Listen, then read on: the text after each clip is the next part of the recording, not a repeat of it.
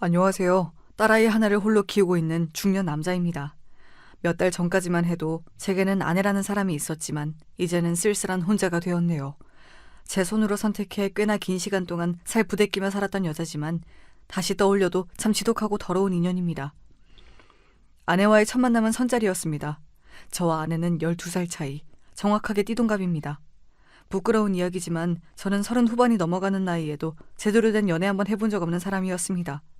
어머니를 모시고 일에만 몰두하고 살아오느라 정신 차려보니 그 나이가 되어 있었습니다.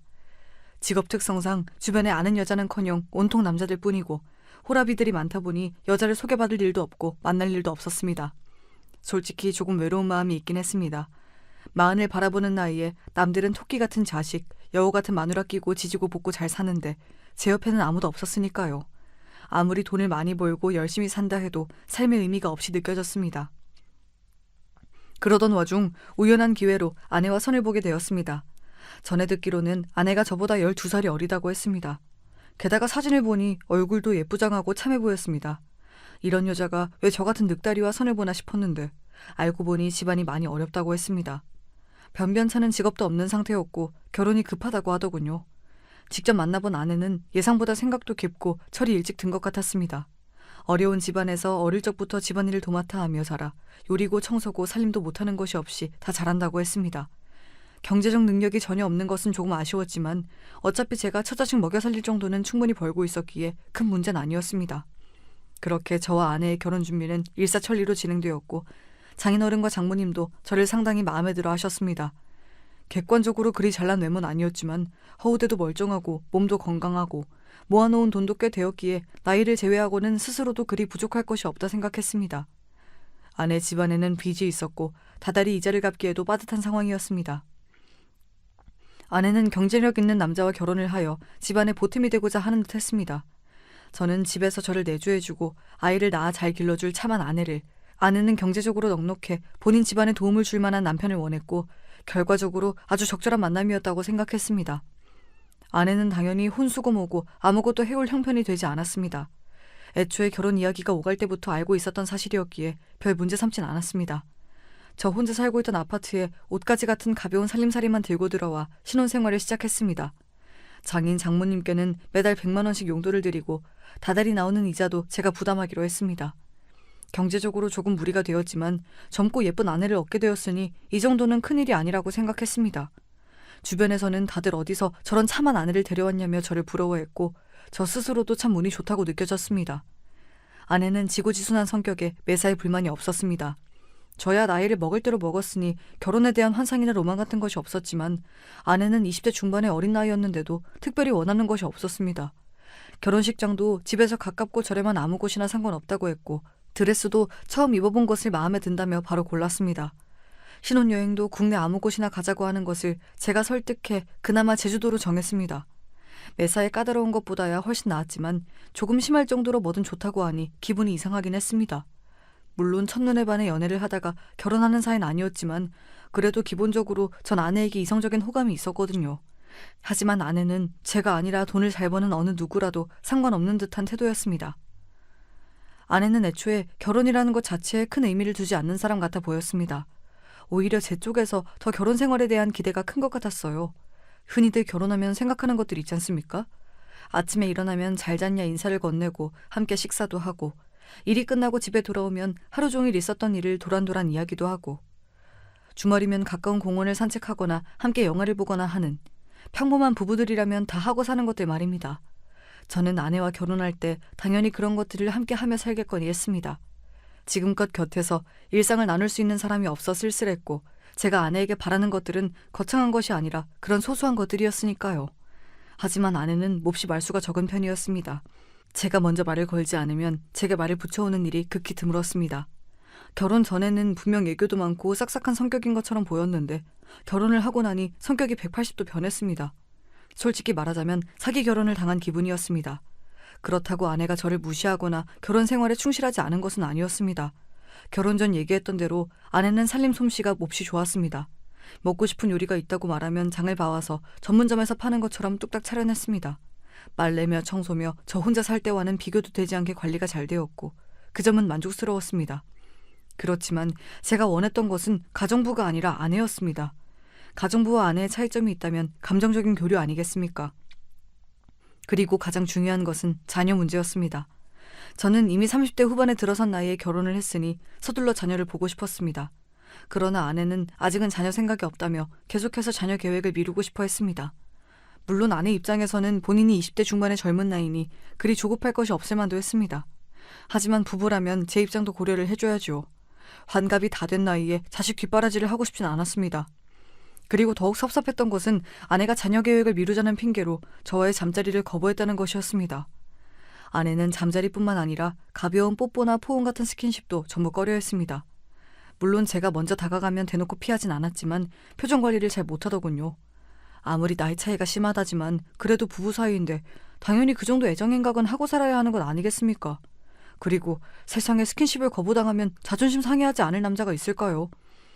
아내가 그런 식으로 저를 피할 때마다 몹시 기분이 상해 저도 점점 먼저 다가가는 일이 없어지게 되었습니다. 그런 와중에도 제 월급은 다달이 처가댁으로 들어가고 있었습니다. 처음에는 손해보는 일이 아니다 생각했지만 아내의 태도가 제 마음에 들지 않다 보니 점점 불만이 생기게 되었습니다. 결혼 생활이란 다 이런 건가 싶어 주변 사람들에게 묻고 다니기도 했습니다. 동료들이나 친구들은 원래 결혼은 사랑이 아니라 의리로 사는 거라며 남들도 다 그렇게 산다 저를 위로해 주었지만 도저히 이해가 가질 않더군요. 저와 아내가 결혼한 지 한참 지난 것도 아니고 나름대로 신혼을 보내는 중이었는데 말입니다. 아무리 생각해도 이용당했다는 생각을 지울 수가 없었습니다.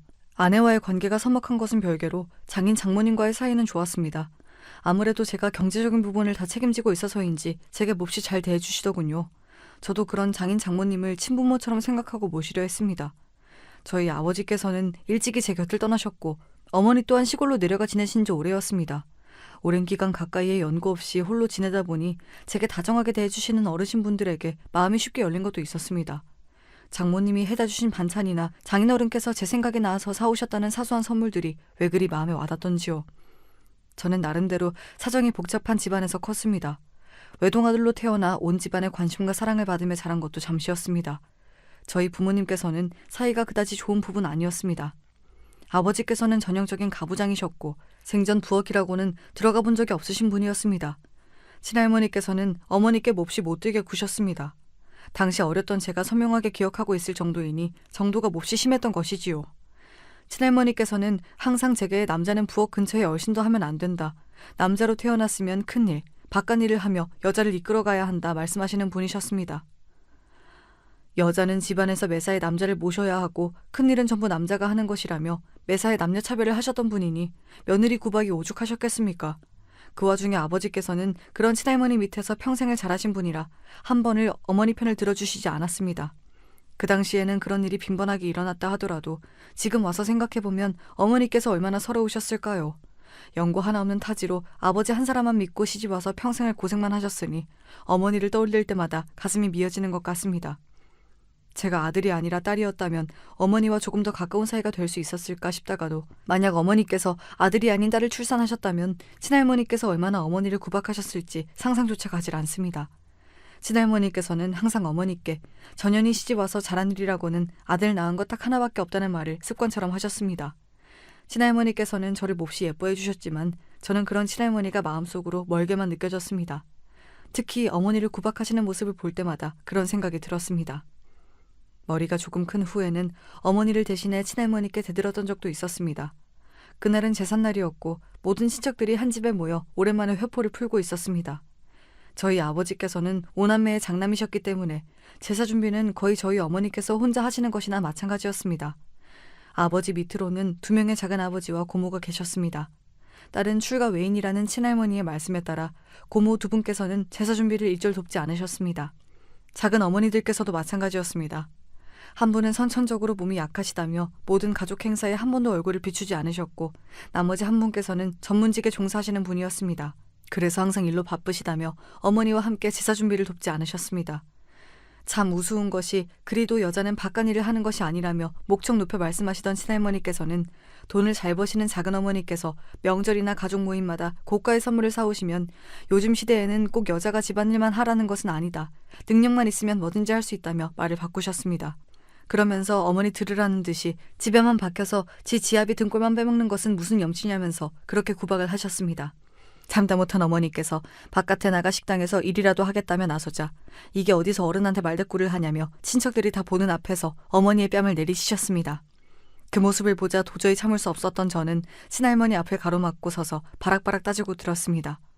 할머님께서는 그리도 여자는 집안일만 해야 한다며 어머니를 구박하시고 핍박하시더니 작은 어머니께서 명품 선물을 사들고 오시니 그리 좋으시냐며 어떻게 사람이 한 입으로 그렇게 두 말을 하실 수가 있냐며 말입니다.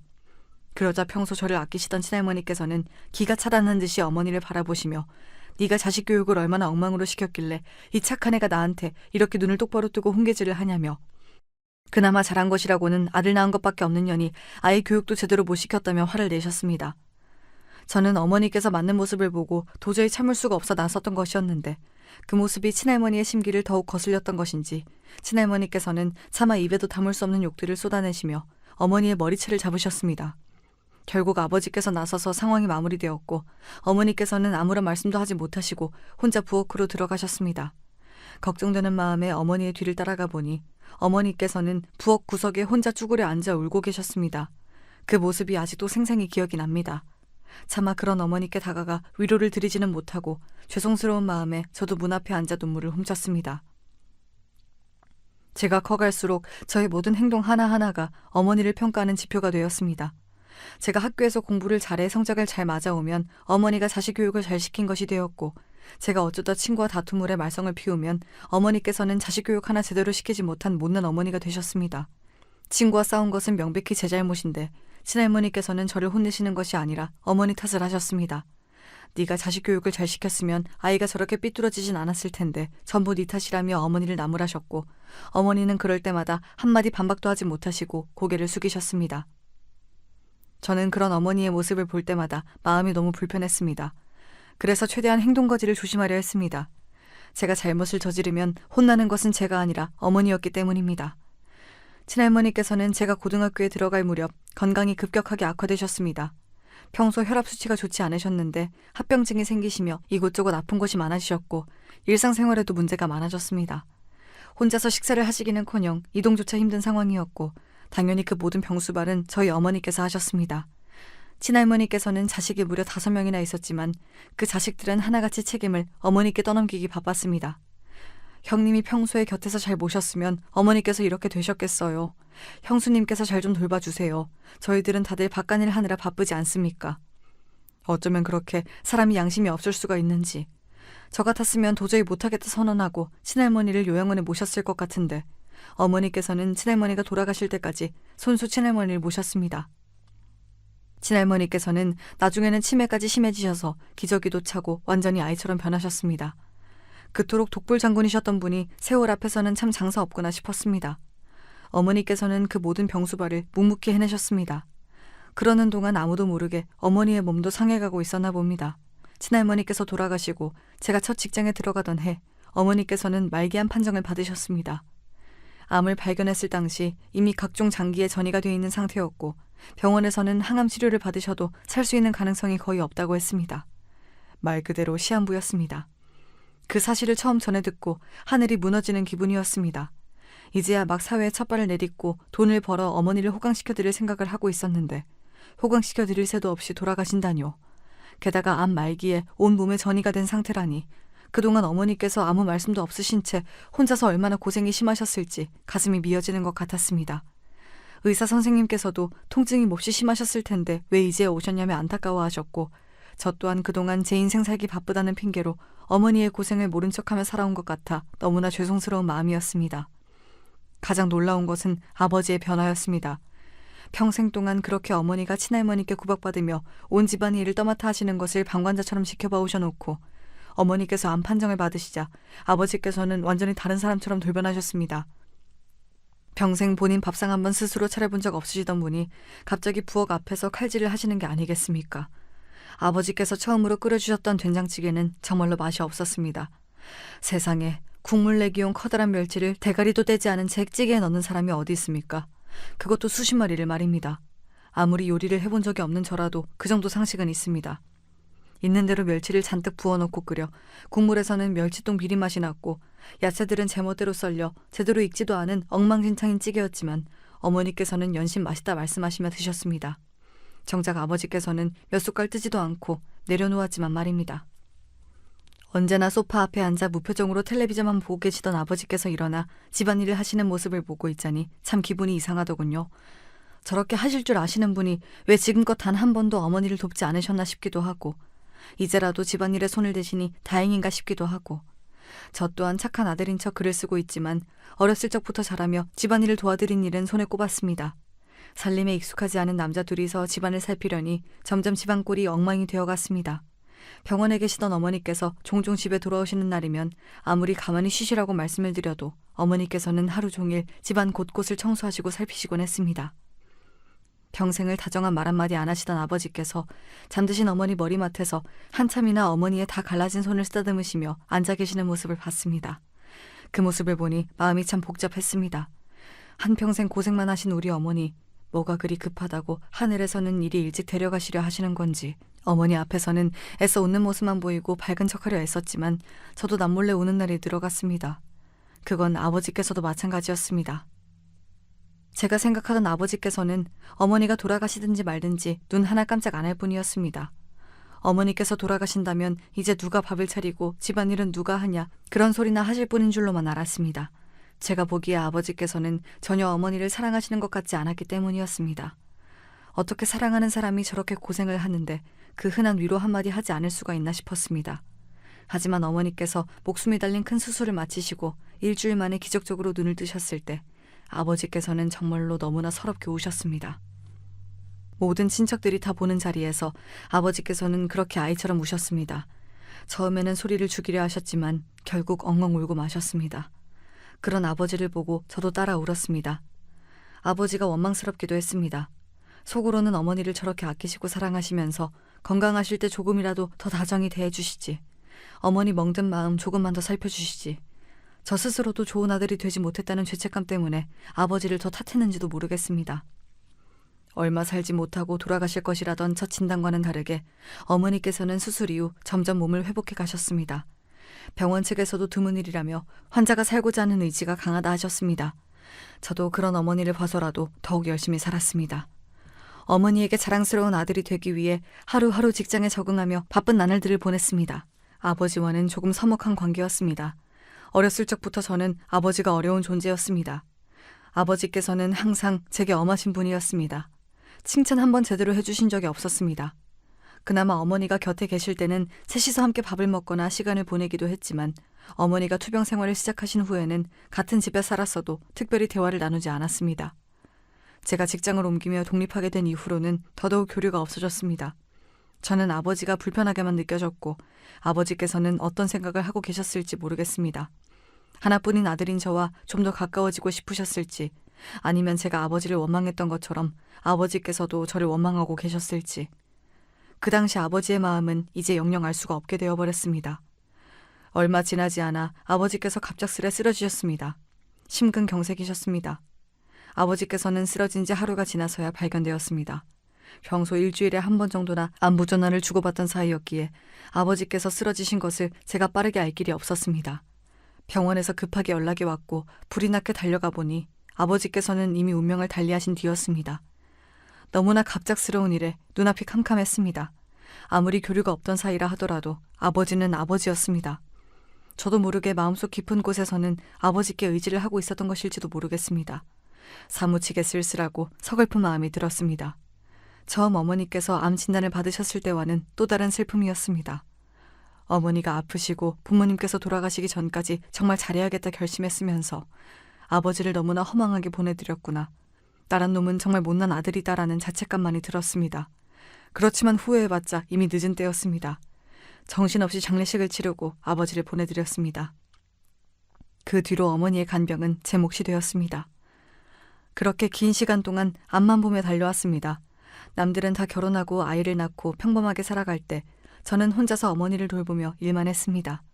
타고난 성품이 무뚝뚝해서인지 낯선 사람들과 가까워지는 일이 쉽지가 않았습니다. 그러면서도 외로움은 잘 탔습니다. 그래서 결혼을 섣불리 결정했는지도 모르겠습니다. 젊고 예쁘장한 여자가 제 아내가 되어주겠다는데 거절할 이유가 없다고 생각했습니다. 서로 다정하지 못하신 부모님을 보고 자라 그런지 저는 아내 될 사람과 친구처럼 가까이 지내고 싶은 욕심이 있었습니다. 물론 나이 차이가 나이 차이인지라 정말 격없이 지내긴 어려웠겠지만 적어도 좋은 오빠처럼 힘든 일이 있을 때 기댈 수 있는 든든한 남편이자 다정한 반려자가 되어주고 싶었습니다. 하지만 그것은 전부 제 욕심이자 저 혼자만의 생각이었나 봅니다. 아내는 저를 점점 멀리하기 시작했습니다. 처음에는 제게 문제가 있다고 생각했습니다. 제 외모가 너무 아저씨 같아서 일을 하고 돌아오면 꾀주저한 모습이 꼴보기 싫은 건가 싶었습니다. 그래서 미용실도 다니고 운동도 하면서 저 스스로를 관리하려 애썼습니다. 제가 봐도 아내는 참 젊고 예뻤고 거울에 비친 저는 늙고 못난 놈이었습니다. 열등감까진 아니었지만 외적인 것만 놓고 봤을 때 제가 아내에 비해 부족한 것은 사실이니 최대한 아내가 저를 사랑할 수 있도록 만들어주고 싶었습니다. 하지만 그런 것들은 아무 소용이 없었습니다.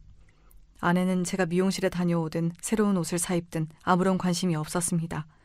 제가 변한 것조차 눈치채지 못했습니다. 아내는 항상 텅 빈 인형 같은 모습이었습니다. 제가 질문을 던지면 딱 그것에 대한 대답만 했습니다. 저와 대화를 하기 싫어 보였습니다. 혹시 내가 뭘 잘못했나 아니면 거슬리는 것이 있나 물어도 아내는 그저 고개를 저을 뿐이었습니다. 고민하던 끝에 아내와의 문제를 장인 장모님께 상해드리기도 했습니다. 장모님께서는 애가 어렸을 적부터 바쁜 부모 탓에 혼자서 집안일을 도맡아 하느라 철이 일찍 들어 그렇다며 말수는 좀 적어도 나쁜 아이는 아니니 제가 이해해달라 부탁하셨습니다. 장인어른께서도 본인에게도 그리 애교 많은 딸이 아니었다며 너무 섭섭해할 필요 없다고 말씀하셨습니다. 그러나 분명 제가 처음 선자리에서 만났던 아내는 싹싹하고 밝은 성격이었습니다. 말투에서 애교가 뚝뚝 묻어나오는 여자였습니다. 그런 모습에 저런 여자라면 화목한 가정을 꾸릴 수 있겠다 싶어 마음이 열린 것도 있었습니다. 장인 장모님 말씀대로 정말 타고난 성격이 그런 것인데 제가 착각을 했던 것인지 아니면 제게 잘 보이기 위해 연기를 했던 건지 알 수가 없었습니다. 여자와의 관계에 서툴렀던 저는 이런 일을 겪으면서도 아내에게 쉽사리 이야기를 꺼내기가 어려웠습니다. 혹여나 제 말에 아내가 상처를 받을까, 지금 상황에서 더 부부관계가 악화되지 않을까 싶었습니다. 스스로 부족할 것이 없다 생각했지만 젊고 예쁜 아내 앞에서 저도 모르게 위축되고 있었던 것일지도 모르겠습니다. 게다가 앞서 말했지만 아내는 저와의 감정적 교류 외에 아내로서 해야 할 일들, 그러니까 내조나 집안일은 완벽하게 해내고 있었습니다. 와이셔츠는 매일 아침마다 빳빳하게 다려져 있었고 몇 시에 출근을 하든 따뜻한 국과 반찬을 내어 아침을 차려주었습니다. 외박 같은 것은 하는 법이 없었고 평소에도 외출하며 이리저리 돈을 쓰고 다니기보다는 집에서 얌전히 책을 읽거나 영화를 보는 등 가벼운 취미를 즐기는 것 같았습니다. 그래서 그런 아내가 뒤로 저 모르게 그런 더러운 짓거리를 하고 다녔을 것이라고는 전혀 생각하지 못했습니다. 다시 생각해도 정말 화가 끓어오르고 그 여자 얼굴에 침이라도 뱉어주고 싶은 심정입니다. 제가 처음으로 아내에게 의심을 가지게 된 것은 딸아이를 임신했을 당시였습니다. 당시 저는 회사 사정상 지방으로 장기 출장을 가게 되었습니다. 그렇지 않아도 서먹한 사이에 오래 떨어져 있으려니 마음이 불편하더군요. 그때까지만 해도 아내와의 사이를 걱정하기만 했지 아내를 의심해 본 적은 한 번도 없었기에 임신한 아내를 두고 멀리 가게 되는 것이 미안하기만 했습니다. 아내는 그런 저에게 괜찮다며 아무 걱정 없이 출장을 다녀오라 배웅해 주었고 저는 출장 내내 하루빨리 돌아오고 싶은 마음으로 일했습니다. 그렇게 열심히 일하다 보니 예정보다 업무를 일찍 마칠 수 있게 되었고 본래 일정보다 하루 더 앞당겨 집으로 돌아오게 되었습니다. 아내에게는 일부러 말하지 않았습니다. 아내가 좋아하는 복숭아를 한 박스 사들고 돌아가 아내를 놀래켜줄 작정이었습니다. 그러나 집 앞에 거의 도착해 갈 즈음 홀몸도 아닌 사람을 놀라게 해선 안 될 것 같다는 생각에 지하 주차장에서 전화를 걸었습니다. 전화를 받은 아내는 집에 있다고 했고 저는 지금 지하 주차장에 도착해 있다며 이제 막 올라가려고 했다 말했습니다.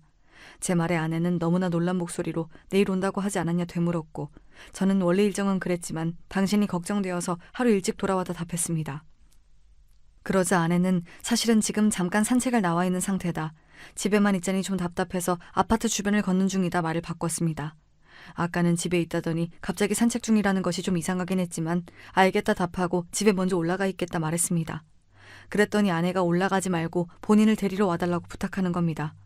어려운 일도 아니었기에 알겠다 답했고 그렇게 아내를 찾아 아파트 입구 쪽으로 나왔습니다. 분명 입구 바로 앞에 있다던 아내는 10분, 20분이 지나가도록 나타나지 않았고 이상한 마음에 다시 전화를 걸어보려던 찰나 아파트 안쪽에서 나타났습니다. 아파트 주변을 산책하고 있다던 사람이 왜 아파트 입구 쪽에서 걸어 나오는지 의아했지만 아내는 길이 엇갈린 것 같다며 당신이 보이지 않아서 안쪽으로 들어가 헤매고 있었다 말했습니다. 이제 와서 돌이켜보면 미심쩍은 부분이 많지만 그때까지만 해도 그저 임산부가 더운 날씨에 밖을 오래 걸어다니느라 힘들었겠다 싶은 생각뿐이었고 서둘러 아내를 데리고 집으로 올라갔습니다.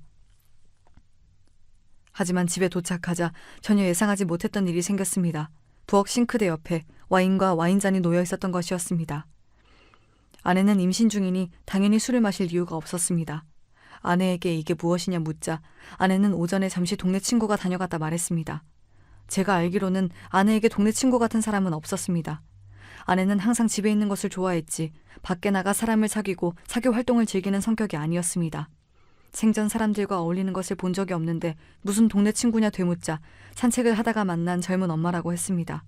당연히 자기는 마시지 않았고 그 친구만 마신 것이라며 아까 치워놓는다는 걸 깜빡했다고 말하는데 조금 미심쩍긴 했지만 그날은 그렇게 넘어갔습니다. 지금만 돌이켜보면 평소 매사에 무덤덤한 아내가 그렇게 화들짝 놀라 말을 술술하는 것을 보고 의심하지 않은 게 이상할 정도였습니다. 그 뒤로 시간이 흘러 아내는 딸을 출산했습니다. 딸은 누가 봐도 제 딸이라고 말할 정도로 저와 똑 닮은 얼굴이었습니다. 사실 내심 저보다는 예쁘장한 아내를 닮길 원했지만 첫 딸은 아빠를 닮는다고 늘 말하지 않습니까?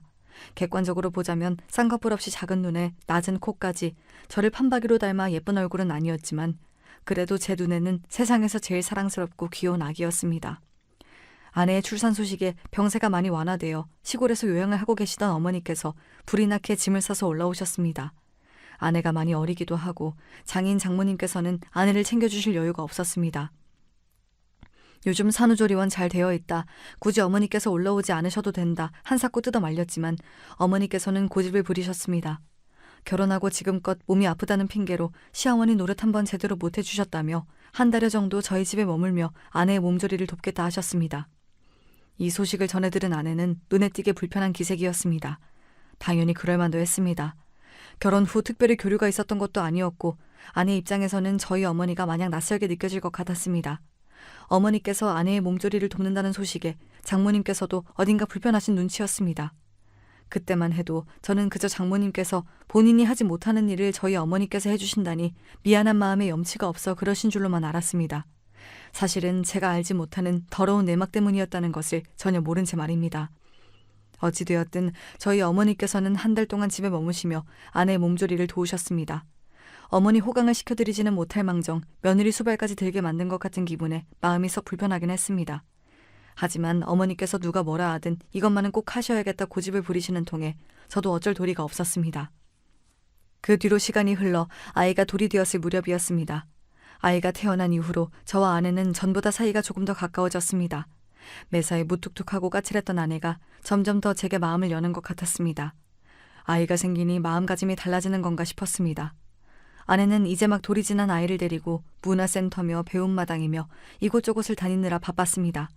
항상 우울한 낯으로 집에만 있는 것보다는 훨씬 바람직한 일이라 생각해 그런 아내에게 잘한다 잘한다 칭찬을 해주었습니다. 물론 밖에 나다니는 만큼 집안을 돌보는 시간은 줄었습니다. 신혼 때처럼 진수성찬을 차려주거나 아침마다 빳빳이 다려진 와이셔츠는 찾아볼 수가 없었습니다. 그렇지만 육아 때문에 바쁠 테니 전부 다 이해하려고 했습니다. 처녀 시절부터 마르고 예뻤던 아내는 출산 후 외모를 더욱 열심히 관리하기 시작했습니다. 결혼 후 한동안은 젊은 나이답지 않게 평범한 유부녀처럼 고무줄 바지에 펑퍼짐한 티셔츠만 입고 다니더니 아이를 낳고서 오히려 더 외모 관리에 힘쓰는 것 같았습니다. 아이를 낳았어도 아내는 여전히 20대였고 워낙에 원래부터 예쁘장한 편이었으니 출산 후 망가진 외모가 싫어 그런 줄로만 알았습니다. 산후조리할 때 원래 먹는 것이 중요하지 않습니까? 미역국, 고기, 각종 과일. 산모에게 좋다는 것들은 다 사다 날라도 아내는 쳐다보지도 않았습니다. 어머니께서 하루 종일 부엌에 서서 땀을 뻘뻘 흘리며 차려주신 밥상도 겨우 두어 숟갈 뜨고는 입맛이 없다며 내려놓곤 했습니다. 아내는 아이를 낳고 매사에 몸을 조심해도 모자랄 시기에 운동을 하겠다며 헬스장에 보내달라 고집을 피우기도 했습니다. 아무리 생각해도 이제 막 출산을 한 몸으로 헬스장을 다니는 것은 무리일 것 같아 결국 집에서 혼자 운동을 할 수 있도록 고가의 운동 장비를 사주기도 했습니다. 그때부터 아내는 매사에 욕심이 많아졌습니다. 생전 쇼핑 같은 것은 하지 않던 여자가 갑자기 카드를 마구 긁어대기 시작했습니다. 아내가 구입하는 것들은 주로 화장품이나 옷같이 외모를 꾸미는 것들이었습니다. 처음에는 아까 말했던 대로 출산 후 예전 같지 않은 외모 때문에 스트레스를 받아 그러는 줄로만 알았습니다. 그래서 그런 아내에게 한마디 핀잔을 주지 않았습니다. 매달 처가댁에 들어가는 돈에 아내의 사치 비용까지 더해지니 허리가 휠 지경이었지만 그놈의 자존심이 뭐라고 12살이나 어린 아내에게 화장품 좀 그만 사라는 말은 도저히 못하겠더군요. 그때까지만 해도 아내에게 조금의 죄책감이 있었는지도 모르겠습니다. 뭣도 모를 나이에 저에게 시집와 집에서 살림만 하고 또래들은 한창 사회생활을 나이에 아이를 낳았으니 이런 쇼핑이라도 하지 않으면 스트레스를 어디서 풀겠나 싶었습니다. 그래서 아내가 점점 화장이 진해지고 옷차림이 과해져도 제 나이에 맞게 멋 좀 부리는 것이니 이해하려 했습니다. 하지만 아무리 생각해도 아이를 데리고 동네 엄마들을 만나러 나간다는데 꾸밈 정도가 너무 과한 것 아닌가 싶긴 했습니다. 그런 일들이 계속 반복되자 아무리 둔한 저라도 점점 의심이 생길 수밖에 없었습니다. 곰곰이 생각해보니 아내와의 사이가 가까워진 것도 저에게 마음을 연 것이 아니라 아내의 성격 자체가 전보다 밝아진 것 같기도 했습니다. 전에는 매사에 생기가 없었다면 사람이 완전히 달라졌다고나 할까요? 그렇게 의심만 쌓여가던 중 결국 저는 충격적인 장면을 목격하고야 말았습니다. 아내가 낯선 남자와 다정하게 팔짱을 끼고 입을 맞추는 모습을 두 눈으로 똑똑히 보고만 것입니다. 그날은 어머니께서 병원 정기점검을 받으시기 위해 시골에서 올라오셨고 피곤하다는 아내를 혼자 두고 어머니를 모시고 병원에 다녀오는 길이었습니다. 아파트 입구 횡단보도 앞에 서 있는 젊은 남녀가 시야에 들어왔고 자세히 보자 다름 아닌 제 아내였습니다. 아내 옆에 남자는 제 딸아이가 타고 있는 유모차를 마치 아빠라도 되는 양 밀고 있었습니다. 순간 제 눈을 의심했습니다. 누가 봐도 두 남녀는 신혼부부처럼 보였습니다. 아내는 제 앞에서 한 번도 보여주지 않은 얼굴로 환하게 웃고 있었습니다. 두 사람은 아파트 입구에서 아쉬운 표정으로 작별 인사를 나누고 진하게 포옹을 나눴습니다. 속에서 천불이 끓는 것 같았습니다. 왜 진작에 아내의 외도를 눈치채지 못했을까? 바보처럼 철석같이 저 젊은 여실을 믿고 있었을까? 배신감에 머리가 뜨거웠습니다. 도대체 언제부터 저놈을 만나고 다녔던 건지, 장인 장모님께서도 이 사실을 전부 다 알고 계실지, 그리고 종국에는 딸아이가 제 친자가 맞는지까지 의심이 들었습니다. 주변에서 다 같이 입을 모아 저를 판박이처럼 닮았다 말하는 아이였지만 상황이 그 지경이 되니 아무것도 믿을 수가 없었습니다. 아내는 순순히 외도를 인정했습니다. 그리고 털어놓는 말이 가관이었습니다. 아내와 그 남자는 저와 결혼을 하기 전부터 연인관계였다고 했습니다. 하지만 그놈은 경제적 능력이 부족했고 당장에 집안의 빚을 갚아줄 남자가 필요했기에 선을 봐 저와 결혼을 한 것이라고 했습니다. 그리고 한동안은 정말 그 남자와 헤어졌다고 했습니다. 그렇지만 아내는 마음속 깊이 그놈을 사랑했기에 계속해서 그놈이 생각나고 너무나 그리웠다고 하더군요. 그러던 와중 딸아이를 임신했을 때 그놈에게서 연락이 왔다고 합니다. 이제 번듯한 직업이 생겼으니 다시 자기한테 돌아오라면서요. 아내 뱃속에 있는 제 딸아이까지 본인이 책임지겠다며 큰 소리를 떵떵 쳤다고 합니다. 그렇게 아내는 뱃속에 제 아이를 품고 그 남자와 계속해서 불륜을 이어나갔습니다. 출산 후에 장인 장모님께서도 그놈을 소개시켜주며 저와는 이혼하고 그놈과 재혼해 딸아이를 함께 키울 거라고 말도 안 되는 소리를 짓거렸더군요. 불행인지 다행인지 장모님께서는 그런 아내를 타박하며 정신 차리라 혼을 내셨고 아내는 그럼에도 불구하고 저와 이혼하고 그놈과 살림을 차리고 싶어 했습니다. 모든 사실을 알게 된 이상 전과 같은 관계로 지낼 수는 없었습니다. 제가 아내의 외도 사실을 알게 되었다는 사실을 듣고 장인 장모님께서는 불이 나게 달려와 제 앞에 무릎까지 꿇으시며 제발 아내를 용서해달라 간청하셨습니다. 애가 너무 어려 아직 철이 안 들어 그렇다. 아주 혼쭐을 내서 정신 차리게 만들 테니 한 번만 눈 딱 감고 넘어가 달라 손이 발이 되도록 비시는데 장인 장모님께서 무슨 잘못이 있어 이렇게까지 하시나 싶긴 하더군요. 오히려 잘못한 장본이 있는 아내는 자기는 잘못한 게 없다며 당당한 태도였습니다. 마음 같아서는 바로 이혼하고 처가댁 식구들과 인연을 끊고 싶었지만 그놈의 정이 뭐라고 쉽지 않았습니다. 게다가 아내와 저 사이에는 딸아이도 있었고 저 혼자 아이를 잘 키울 자신이 없었습니다. 결국 아내의 외도를 용서하고 지나가기로 했고 그 뒤로 아내는 제 감시하에 지내게 되었습니다. 외출 한 번을 해도 무조건 제게 허락을 맡아야 했고 카드도 압수했습니다. 조금 너무한 게 아닌가 싶으실 수도 있겠지만 그렇게 하지 않으면 또 그놈을 만나러 갈 것 같았습니다. 아내는 그 뒤로 저를 완전히 투명인간 취급했습니다. 밥을 차려주거나 빨래를 하는 등 집안일은 제대로 했지만 저와 대화하고자 하는 의지가 전혀 없어 보였습니다. 항상 딸아이 곁에만 붙어있고 제가 딸아이에게 다가가려 하면 성질을 냈습니다. 상황이 그렇게 되니 분명 잘못한 것은 아내인데 제가 눈치를 보며 사는 지경이 되었습니다. 이렇게 사는 것이 맞나 싶을 때쯤 일이 터졌습니다. 저희 어머니께는 아내의 외도에 대한 이야기를 드리지 않았습니다. 괜히 안 좋은 소식을 전해드려 건강이 악화될까 걱정이 되었기 때문이었습니다. 회사에서 일하던 중 어머니께서 손녀 얼굴이 보고 싶다며 얼마 전 김장한 김치를 직접 들고 올라오시겠다는 말씀을 전하셨습니다. 어머니께 아내와 냉전 상태라는 사실을 차마 말씀드릴 수가 없어 힘들게 왜 어머니께서 올라오시냐, 주말쯤에 제가 아이를 데리고 내려가겠다 말씀드리고는 회사 일로 바빴던 탓에 급하게 전화를 끊었습니다. 그렇게 정신없이 일을 하던 와중 갑작스레 파출소에서 연락이 왔습니다. 파출소에서 저를 찾는 전화가 왔다기에 처음에는 요즘 유행하는 보이스피싱인 줄로만 알았습니다. 전화를 받아보니 전혀 생각도 못했던 어머니 목소리가 들렸습니다. 알고 보니 어머니께서는 제게 전화를 하셨을 때 이미 기차에 올라타신 상태였던 것입니다. 올라오시는 길에 정신이 없어 기차에서 휴대폰도 잃어버리시고 어찌저찌 주변 사람들에게 물어 겨우 저희 아파트를 찾아오셨다는데 집에 있던 아내가 어머니를 보고는 있는 대로 성질을 냈다고 합니다. 여기가 어디라고 연락도 없이 오냐며 짜증나니까 다시는 찾아오지 말라 어머니를 바로 쫓아내버린 것입니다. 전혀 예상하지 못했던 상황에 너무나 당황하신 어머니께서는 제게 연락을 하려 하셨지만 수중에 핸드폰이 없으셨고 아파트를 찾아오셨던 것처럼 주변에 물어 저희 회사를 찾으시려다가 길을 잃어 파출소에 가셨던 겁니다. 저희 회사 이름과 제 이름 석잔 알고 계셨기에 파출소 측에서 회사로 연락을 준 것이었고 모든 이야기를 듣고 나니 정말 피가 거꾸로 솟는 기분이었습니다. 회사의 사정을 설명하고 불이 나게 파출소로 향하니 어머니께서 품에 김치통을 안고 파출소 한켠에 앉아 계셨습니다. 그 무거운 것을 들고 추운 날씨에 한참을 길을 헤매셨을 어머니를 생각하니 저도 모르게 눈물이 쏟아졌습니다. 이런 못난 아들이 얼마나 좋은 아빠, 좋은 남편이 되겠다고 그런 나쁜 년을 내치지도 못하고 집에 들여놓고 있었나 싶은 생각이 들더군요. 그 길로 바로 집으로 찾아가 아내를 끌어냈습니다. 아내는 한가롭게 소파에 앉아 과자를 먹고 있었습니다. 이 엄동설안에 남편 어머니를 바깥으로 쫓아내놓고 어떻게 그렇게 아무 일도 없었다는 듯 평온히 쉬고 있을 수가 있는지 도저히 상식선에서는 이해가 가질 않는 여자였습니다. 마음 같아서는 정말 뺨이라도 몇 대 내려치고 싶은 기분이었지만 더 이상 그럴 가치조차 느껴지지 않았습니다. 아내가 저희 어머니께 했던 행동 그대로 아내를 잠옷째로 집 밖으로 내쫓았습니다. 아내는 지금 이게 뭐하는 짓이냐며 이 추운 날씨에 사람 얼어 죽일 일 있냐고 적반하장으로 굴더군요. 그런 아내의 얼굴에 먹다 남은 과자 봉지를 던져버리고는 그대로 문을 닫았습니다.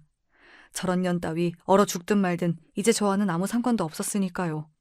어머니께 모든 자초지종을 다 설명드리고 바로 장인 장모님께도 연락드렸습니다. 연락을 받으신 두 분께서는 바로 저희 집으로 달려오셨습니다. 문 앞에서 덜덜 떨고 있던 아내를 끌고 데려오셔서는 무릎을 꿇고 또 손이 발이 되도록 비시는데 이번엔 아무런 감정이 들지 않았습니다. 그저 빨리 이 사람들이 제 인생에서 사라져줬으면 좋겠다 하는 생각뿐이었습니다. 마음만 먹으면 외도의 사기 결혼에 소송까지 걸어서 위자료를 거하게 뜯어낼 수도 있겠지만 더러워서 안 한다. 좋게 말할 때 친권 양육권 네 손으로 포기하고 내 인생에서 사라져라. 그리고 그동안 네 집안 빚 갚아줬던 돈은 그대로 내놔라 말하니 그때까지 뻔뻔하게 일관하던 아내가 갑작스레 낯빛을 바꾸더군요. 그동안 본인이 내조 열심히 하지 않았냐며 가사 노동의 대가로 그 정도 돈은 받을 수 있는 것 아니냐 말하는데 그 와중에 딸아이 걱정보다 돈 걱정을 먼저 하는 것을 보고 조금이나마 남아있던 정도 다 떨어지는 기분이었습니다. 씨알도 안 먹힐 소리 하지 말고 당장 내 집에서 나가라 소리를 지르자 가족 3명이서 거머리처럼 제 다리를 잡고 떨어지질 않는데 참 기가 찼습니다. 본인은 잘못한 것 없다며 거만하게 굴던 여자가 돈 얘기가 나오자 바로 태도를 바꾸는 게 너무나 어이가 없더군요. 당연히 울고불고 떼를 쓴다고 용서해줄 마음 따윈 없었고 그대로 등 떠밀어 집 밖으로 쫓아냈습니다. 아내는 친권과 양육권은 포기할 수 있지만 돈은 줄 수 없다며 우리 집 사정 어려운 거 뻔히 알면서 좀 봐줄 수 없냐. 이제 와서 제게 사정을 했고 기회를 줬을 때 잘하지 그랬냐. 네가 그놈과 붙어먹은 것을 뻔히 알면서도 데리고 살아주려고 했다. 네 스스로 걷어찬 복이다. 딱 잘라 끊어내버렸습니다. 소송에 들어가면 패소할 것을 뻔히 알았는지 결국 아내는 기일에 맞춰 돈을 다 준비해왔고 친권과 양육권을 모두 포기하는 조건으로 이혼까지 마무리되었습니다. 대출을 했는지 아니면 저 몰래 숨겨둔 돈이 있었는지 그것도 아니면 그렇게 사랑해서 죽고 못 산다는 그놈이 마련해준 돈인지는 몰라도 저는 준 것대로 다 받아냈으니 이제 평생 그 사람들과 엮일 일이 없었으면 합니다. 아내와 이혼한 후로는 어머니께서 시골집을 정리하시고 올라와 딸아이를 돌봐주시고 계십니다. 호강시켜드리겠다고 약속드리고는 언제쯤 못난 아들에서 벗어날지 참 죄송한 마음뿐입니다. 늦은 나이에 드디어 제 짝을 만나 인생 좀 행복해지나 싶었더니 세상 일이 맘대로 풀리지를 않네요. 아내와의 일을 생각하면 씁쓸한 심정이지만 그래도 이제는 세상 무엇과도 바꿀 수 없을 정도로 소중한 딸아이가 제 곁에 생겼으니 앞으로는 딸아이 그리고 어머니를 위해서 더 힘내서 살아가 보려고 합니다. 그래도 딸아이 시집 갈 때 혼수 넉넉히 해줄 정도는 벌어놔야겠죠. 아무튼 여기까지 못난 놈의 넋두리 같은 이야기였습니다.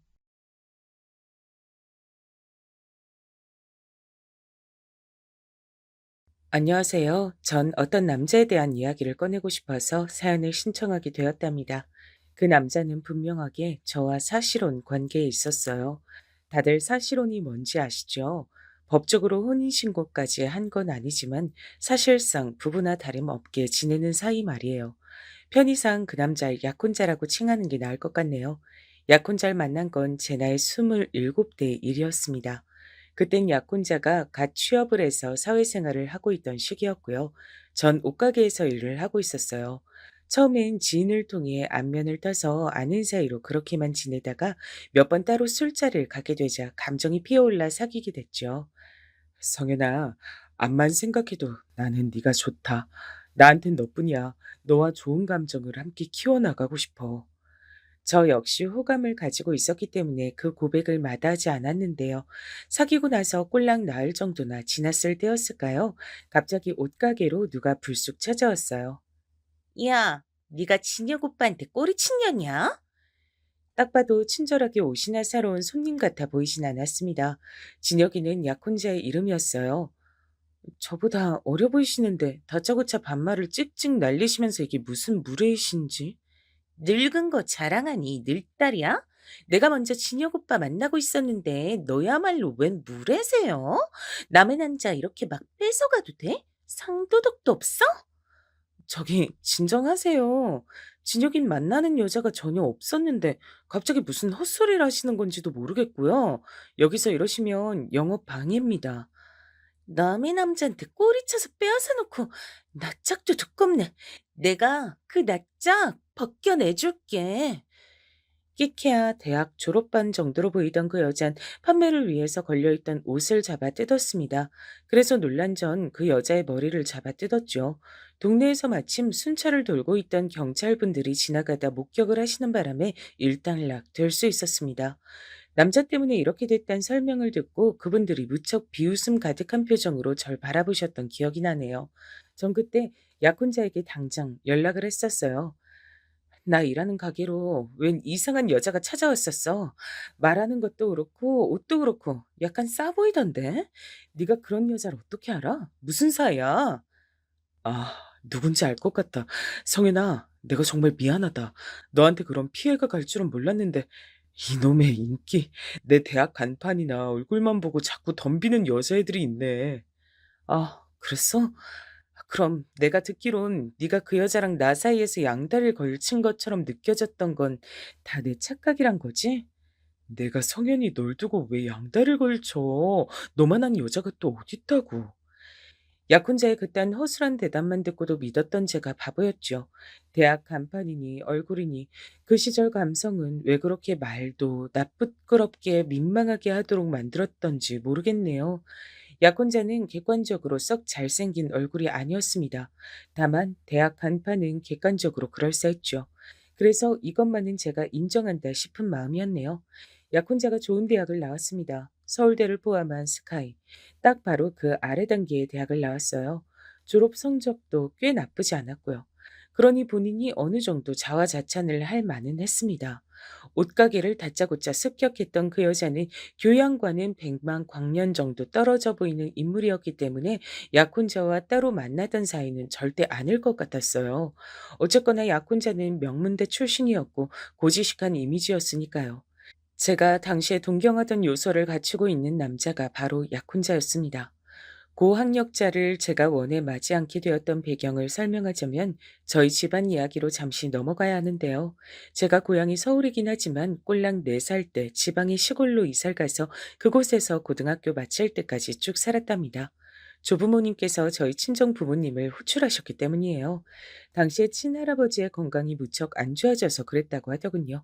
그 덕에 친정엄마께선 졸지에 시골 생활을 하면서 졸지에 시부모를 모시고 사는 며느리가 되셨습니다. 편찮으신 친할아버지께선 별 말씀 없으셨는데 기운 넘치는 친할머니께서 이런저런 말씀을 자주 늘어놓으셨어요. 그건 바로 사람을 대학을 나와야 한다는 것이었습니다.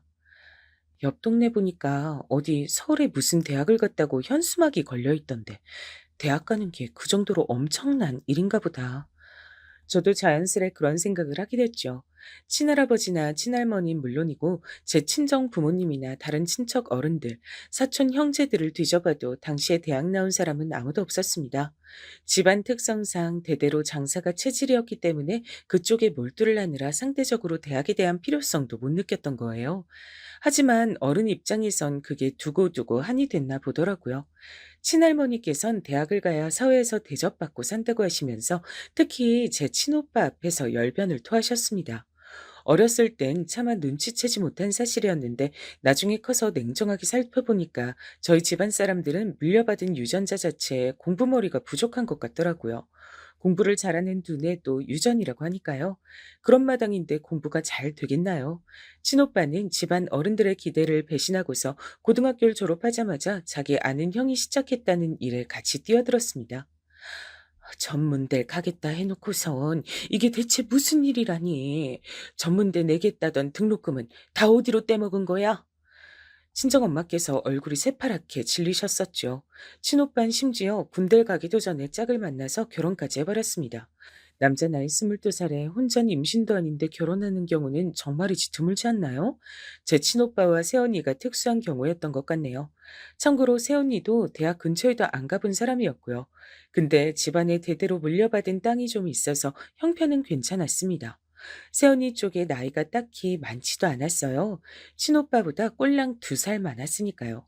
대학은커녕 결혼이나 해치워버린 친오빠의 자태에 친할머니께선 머리에 띠 두르고 들어놓으셨어요. 그리고 전 그 띠를 보면서 디자인이 예스럽고 예쁘다는 생각이나 하고 있었죠. 어릴 때부터 그런 거에 관심이 많았거든요. 친구들이 무식하게 잠자리를 잡아서 날개를 못 쓰게 만들고 있을 때에도 전 잠자리에 날개 같은 재질의 옷은 왜 시중에 안 나오는지 그런 걸 궁금해하던 아이였습니다. 우리 소녀 똥강아지들, 너희들은 분명히 대학을 가겠지? 사람이 대학 나와야 쓰는 법이야. 친할머니께선 저와 사촌 언니를 앉혀두고 물어보셨어요. 전 대충 몰래 코나 후비고 있었는데 옆에서 사촌 언닌 네 이렇게 대답했던 것으로 기억합니다. 그래놓고서 사촌 언닌 기껏 들어간 대학을 1년 만에 멋대로 때려치우고 창업에 길을 걸었습니다. 그 바람에 고모랑 고모부가 개거품 물고 뒤집어지셨다고 들었었는데요. 놀라운 건 사촌 언니가 창업을 해서 안 망했던 거예요. 그게 조금씩 이어지고 또 이어지고 이런 걸 반복하다가 나중엔 제법 그럴싸한 업체로 성장을 해버렸습니다. 성윤아, 너도 이제 성인인데 번듯한 지갑 하나 정도는 있어야지. 내가 하나 사줄게. 아, 정말?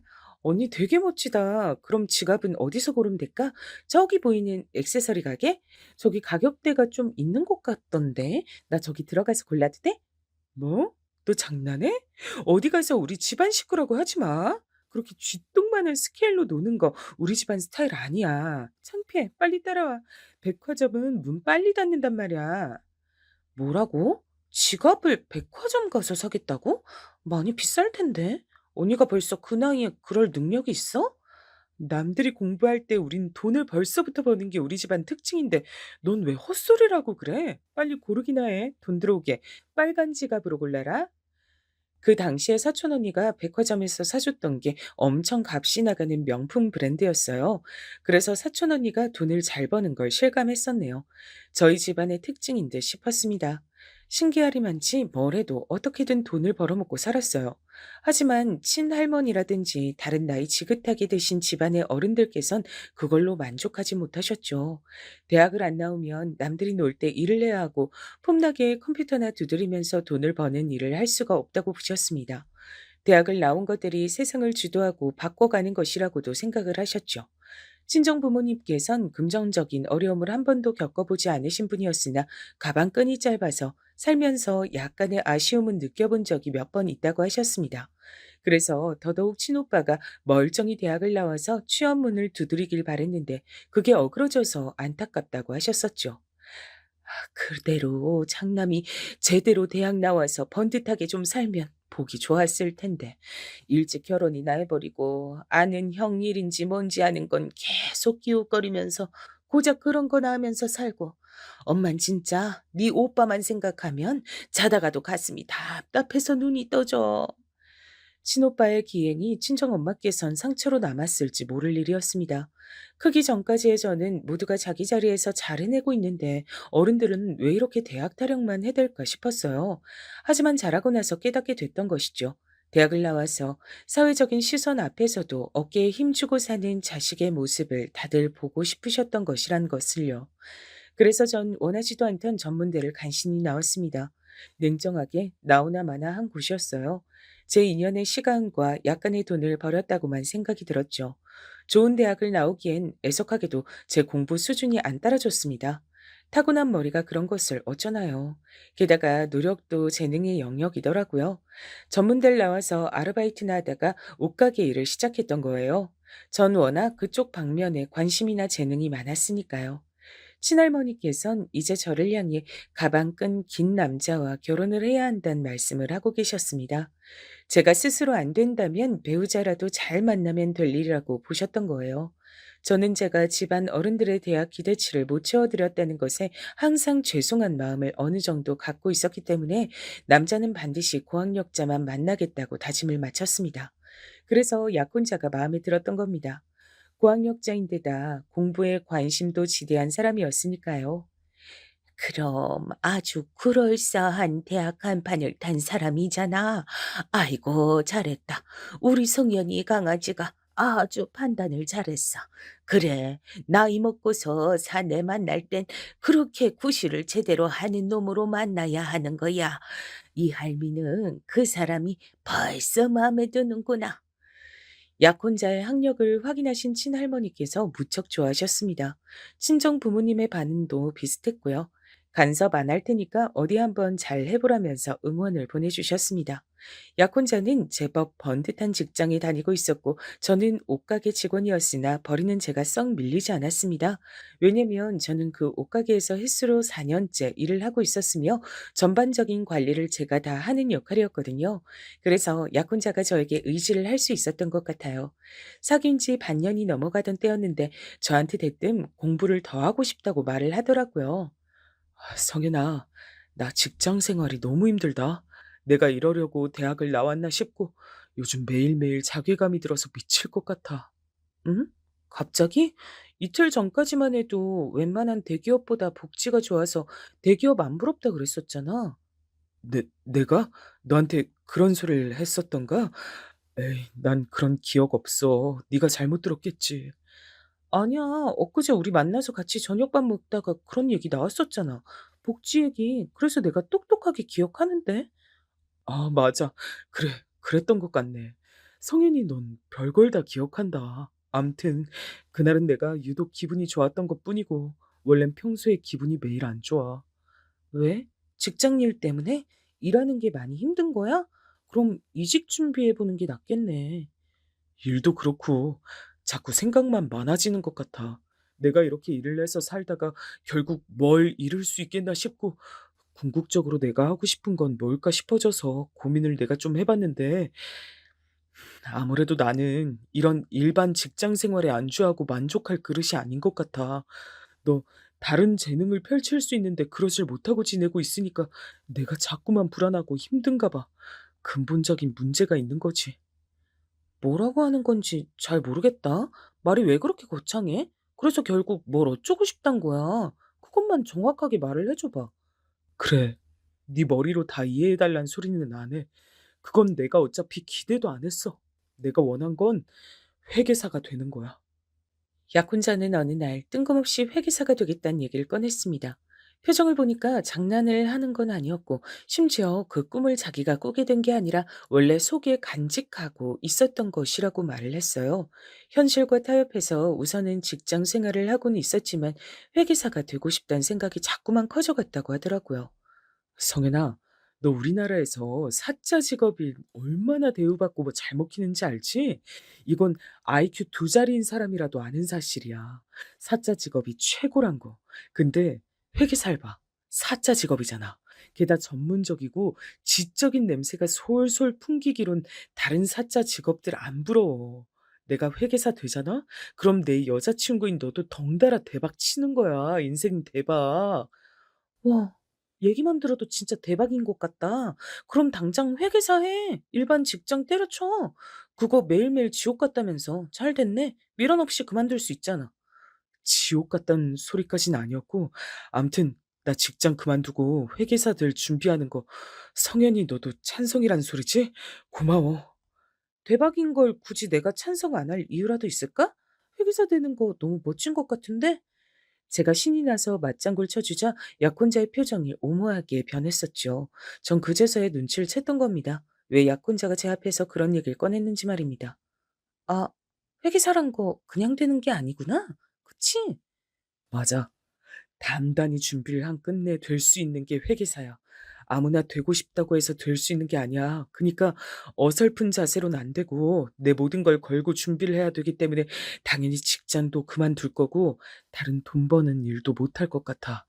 그저 회계사 되는 것에만 몰두를 하며 매달려야 할 텐데 그러는 동안에 성현이 네가 나 좀 먹여 살려줄 수 있을까? 내 내가? 한마디로 그럼 회계사 될 때까지 내가 뒷바라지를 해야 된다는 거네?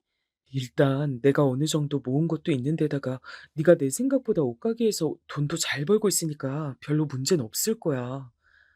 문제가 있고 말고를 왜 그쪽에서 판단을 한 걸까요? 뒷바라지를 하게 된 입장인 제 쪽에서 판단을 하는 게 맞는 것인데요. 일단 고민이 됐습니다. 약혼자를 그 이전부터 알긴 했으나 사귄 건 이제 반년째였어요. 오래 만난 것도 아니고 결혼하기로 한 사이도 아닌데 제가 이런 소리나 듣고 있어야 되는 게 맞나 싶었습니다. 제가 그런 고민에 빠져 있단 걸 눈치챘는지 이튿날 약혼자는 또 간절하게 부탁을 해왔어요. 회계사가 되는 건 내 일생 일대의 꿈이었어. 더 지체를 하다간 평생 후회하고 살 것 같아서 그래. 회계사가 돼서 떵떵거리면서 돈도 많이 벌고 어깨에 힘 빡 주고 다니면서 고개 치켜들고 다니는 멋진 내 모습 너도 보고 싶지 않아? 우리 비록 길게 만난 사이는 아니지만 누구보다 진지한 관계잖아. 우리 암묵적으로 결혼 바라보고 나아가는 사이인 거 맞지? 갑자기 결혼이란 두 글자가 제 귀에 꽂히더라고요. 고학력자인 약혼자가 사자 직업까지 달게 되면 그 결혼 저희 집안에서 쌍수를 들고 환영할 게 뻔했습니다. 연로해지신 친할머니의 입을 기쁨으로 찢어지게 만들어 드릴 수 있을지도 모른다는 생각이 들었어요. 다들 똑같이 장사를 하면서 사는 것도 기가 막히지만 결혼할 짝도 꼭 자기 수준 같은 사람만 만나서 결혼한다며 그 점이 어처구니 없다고 말씀하시던 분이었으니까요. 제가 이런 결혼을 한다면 너무나도 행복해 하실 것이 분명했습니다. 아, 그래. 내가 공부 쪽으로 머리가 안 타고났기 때문에 잘 알고 있잖아? 회계사인지 뭔지 아는 전문 직종에 도전하는 거. 누구는 돈을 억만금씩 지원해주면서 하라고 해도 못할 짓이야. 머리가 안 따라주는데 어떻게 도전하겠어? 공부가 체질에 안 맞는데. 암만 사짜 직업을 달고 싶은 뭐래. 근데 나랑 결혼하겠다는 남자가 회계사에 스스로 도전하겠다는데 이걸 내가 뒷바라지 해주면 결국 나한테 좋은 일이 될 거야. 나라는 인재가 하나 더 생기는 거고 우리 집안엔 엘리트 하나가 입성하는 거고 이게 바로 누이 좋고 매부 좋은 일이네. 이런 식으로 생각을 마친 전 결심했습니다. 약혼자의 뒷바라지 까짓 거 제가 해주기로 했어요. 그러자 약혼자는 무척이나 기뻐하면서 감동으로 눈물까지 글썽거렸습니다. 회계사에 모든 걸 걸고 도전은 하고 싶은데 현실적으로 상황이 안 따라주니까 망설여야만 하는 자기가 슬펐다고 합니다.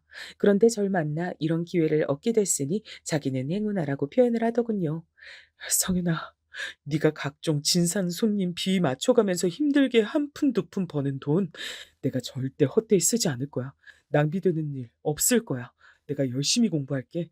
나 믿어줘서 고마워. 약혼자는 감동이 차오른 채로 다니던 직장에 사표를 냈습니다. 회계사 도전을 위해 그만둔다고 동네방네 소문을 다 냈더라고요. 그걸 보면서 정말 자신 있나 보구나. 전 이 정도로만 생각했었죠.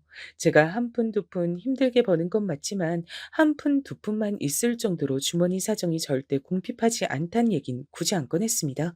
저희 집안에 돈 잘 버는 사람들은 꽤 널린 편이었어요. 공통점이 있다면 죽이 되든 밥이 되든 젊은 나이부터 이르게 도전해서 부딪혀 본다는 점이었죠. 그래서 많은 시행착오들을 겪었다는 걸 전 잘 알고 있었습니다. 가장 흔한 시행착오가 돈 얘기를 괜히 주변에 떠들었다가 한푼 줍쇼란 소리를 듣게 되어서 시달리고 인간관계 망치고 상처받고 그런 경우였습니다. 그래서 집안 밖에서 돈 얘기를 하는 경우는 신중했죠. 젊을수록 그래야 한다고 배웠습니다. 주변에 치기 어린 마음으로 시기 질투를 하는 사람들이 더 많으니까요. 그런 걸 잘 인지하고 있었던 전 약혼자에게 저희 집안에 이런 가풍을 입 한 번 벙긋한 적이 없었어요. 그래서 약혼자는 제가 서울에서 혼자 친정 부모님의 원조를 받아 자취를 하고 있으며 친정 부모님을 비롯한 대부분의 친척들은 시골 생활을 하고 있고 제가 워낙 경제관념이 투철해서 열심히 벌어 저축을 하며 돈 걱정 없이 살고는 있지만 부자와는 거리가 멀다고 여기고 있었습니다. 딱 그 정도로만 멋대로 생각해 주는 게 오히려 제 입장에선 나았기에 그냥 두었던 것이고요. 솔직히 말해서 회계사의 히읗자도 몰랐던 제가 얼떨결에 회계사가 되겠다는 약혼자를 뒷바라지해 주게 된 지 대략 6개월 정도가 흘렀을 때였습니다. 제가 일하는 옷가게에 불쑥 고함을 지르며 등장한 여자가 있었어요. 우리 진혁이 오빠한테 꼬리친 기집애가 여기서 어떤 기집애야? 손님들이 놀라서 웅성거렸고 전 머쓱하게 그쪽으로 다가가 혹시 찾는 기집애가 저인지 확인에 들어갔습니다. 제 남자친구 이름이긴 한데 무슨 일로 이런 난리를 치시는 거죠? 누구세요? 아, 꼬리친 기집애가 바로 너야? 그, 근데 나이가 좀 있는 것 같네? 전 진혁이랑 동갑인데요. 그쪽은 진혁이를 오빠라고 하는 걸 봐서 저보다 어리신 것 같네요. 반말하지 마세요. 목을 접어버리는 수가 있어요. 와, 말하는 거 대박이다. 옷가게에서 일을 해서 그런가 기센 거 장난 아니네? 저기요, 기가 세든 말든 남의 남자한테 꼬리치시면 안 되죠. 진혁이 오빠랑 잘 돼가고 있었는데 그쪽이 꼬리치시는 바람에 뺏겼잖아요. 무슨 개소리지? 어디서 지령이라도 받고 왔어요? 진혁이랑 제가 사귄 지 이제 1년 정도 됐는데 뭔 상황인지 이해가 안 되네요. 거짓말하지 마세요. 이제 1인 된 거 아니에요? 저한테 진혁이 오빠 뺏어가서 사귄 지 얼마 안 됐잖아요. 남의 사업장에서 자꾸 소리 지르면 입을 쳐버릴 거예요. 저쪽 구석탱이로 따라오세요. 어떻게 된 일인지 상세히 들어야겠으니까요. 기껏해야 20대 중반도 안 될 것 같은 여자를 데리고 휴식 공간으로 가서 얘기를 들었습니다. 조용한 곳에서 1대1로 있으니까 상대방이 무척 얌전해지더군요. 어리단 게 보였습니다. 그래서 이런 어린 친구가 대체 저의 약혼자와 무슨 접점이 있어서 이러는지 궁금해졌고요. 그러자 저에게 설명을 하기를 본인은 제 약혼자와 2년 전부터 알고 지낸 사이였는데 본격적으로 연락을 자주 주고받은 것은 3개월 정도가 됐다 그랬습니다. 여자 쪽에는 제 약혼자와 당연히 사귀게 된 것으로 생각이 들어서 우리 사귀는 거 맞지? 라고 물어보자 제 약혼자가 갑자기 연락을 끊었단 거예요. 답답해진 여자가 어떻게든 제 약혼자와 다시 연락을 해냈고 다른 여자가 생겨서 너와는 사귈 수 없다는 대답을 들었다고 합니다. 여자 입장에선 갑자기 나타난 제가 약혼자를 체어간 것으로 느껴졌던 거예요.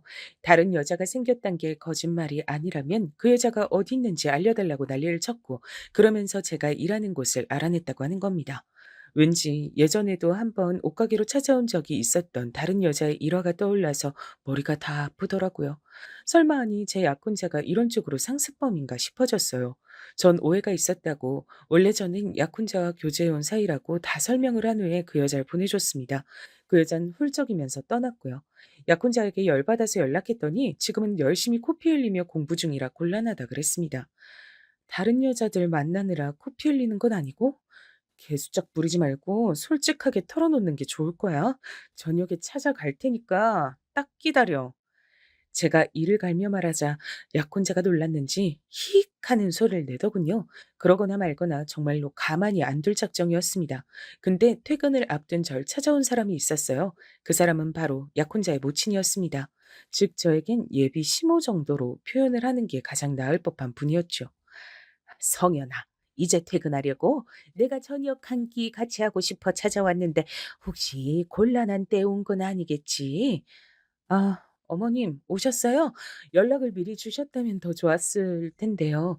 진혁이하고 저녁에 따로 보기로 해서 오늘은 좀 애매한데요. 그러지 말고 오늘 나하고 시간 좀 보내주렴. 진혁이는 오늘따라 공부가 너무 잘 된다더라. 우리가 진혁이 공부 방해하지 말고 우리끼리 저녁 먹자. 좋지? 아, 네, 알겠습니다. 그렇게 할게요. 왠지 떨떠름했지만 안 따를 수가 있어야 말이죠. 근처의 고급 덮밥집 가서 식사를 했습니다. 그리고 역시나 그 자리에서 예비 시모의 눈물 없인 들을 수 없는 육아 이야기가 펼쳐졌습니다. 약혼자를 얼마나 힘들게 키웠는지 예비 시모는 구구절절하게 늘어놓으셨어요. 제가 이미 세 번째 듣는 얘기였으나 참을성 있게 그냥 들어드렸네요. 친할머니의 신세 한탄을 오래 들어드린 버릇이 남아 있어서 듣던 얘기 또 듣는 것엔 이골이 나 있었기 때문입니다. 아, 참고로 예비 시모는 이혼을 하신 분이었어요. 약혼자가 중학생 때의 일이었다고 합니다. 이혼하고 나서 양육비를 꼬박꼬박 보내겠다고 약속을 했던 약혼자의 부친은 그걸 지키지 않았죠. 그래서 예비 시모가 마음고생 심하게 하면서 지내셨다고 해요. 그러다가 약혼자가 명문대에 입학을 하자 나중에 떨어질 콩고문을 기대한 것인지 갑자기 그 부친이 연락을 해오더니 용돈도 보내주고 뭐 그렇게 했다고 합니다. 그런 것 때문에 오히려 인간적인 실망감이 들어 예비 시모와 약혼자는 더 마음의 문을 닫게 된 것만 같았어요. 그런 옛 이야기를 다 늘어놓은 다음의 순서는 이것도 역시나 예상대로 약혼자의 허물을 감싸주고 용서해달란 예비 시모의 부탁이었습니다. 우리 진혁이가 공부만 잘하고 인물만 잘났고 성격만 좀 괜찮지. 나머진 젬병이야. 한없이 서투르고 부족해. 그래서 인간관계도 맺고 끊는 게 어설프고 거절도 잘할 줄 몰라.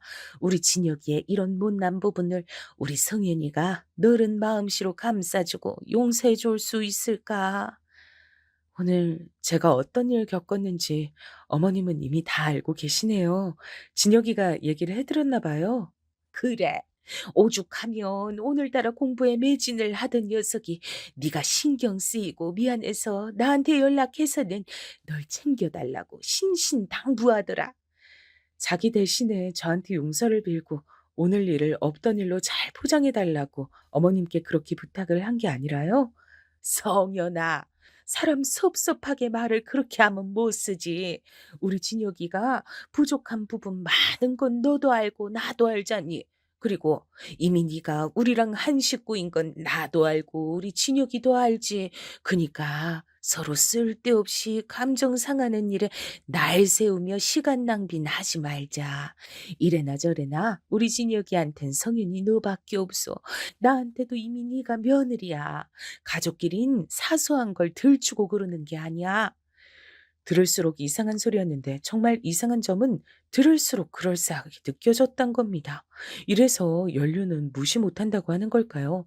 예비 시모의 궤변에 가까운 설득에 전 넘어가 버렸고 약혼자의 여자가 벌인 소동은 그대로 묻어버렸습니다. 사실 약혼자에게 직접 따졌어도 각종 비겁한 변명이나 듣고 말았을 듯 싶더라고요.